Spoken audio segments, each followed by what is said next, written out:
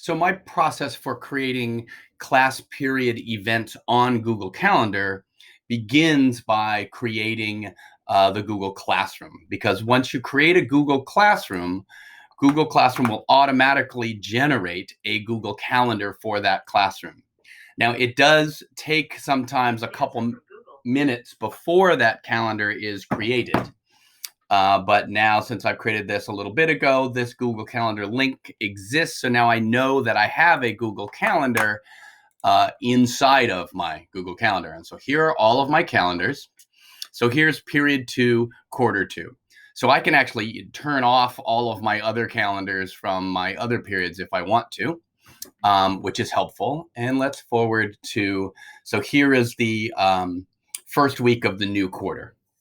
So now that I'm here, I want to go ahead and create an event that is going to repeat for this class. So now I could, because Google Calendar will put events on your calendar that are due dates for assignments, which is what you see here in this assignment welcome, but it will not automatically, of course, add the class periods.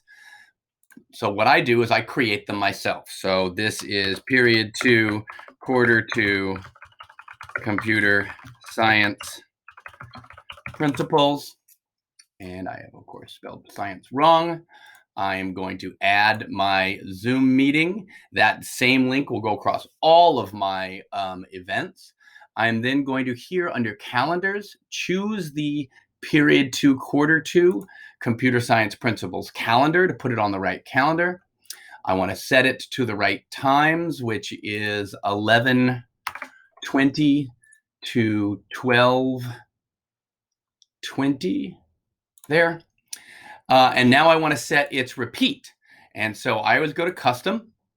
And this class is going to happen on Mondays and Tuesdays, and it's going to end December 17th will be its last meeting. So I can hit done here. I've now created this. I can hit, it doesn't have any students in it yet.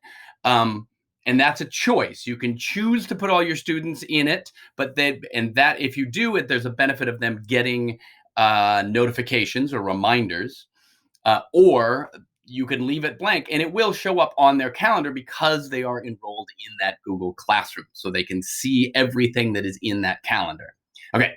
So when I hit save here, you will notice that I have this Monday class when it's actually because this Monday we have off.